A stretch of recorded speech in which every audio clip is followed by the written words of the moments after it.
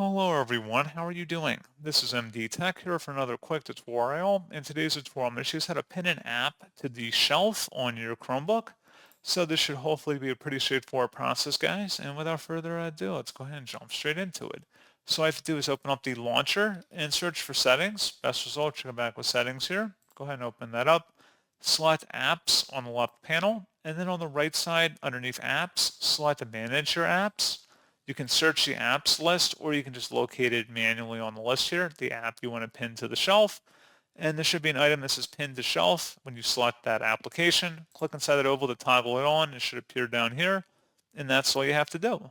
So pretty straightforward process on that, guys. And as always, thank you for watching. I do hope that was able to help you out, and I do look forward to catching you all in the next tutorial. Goodbye.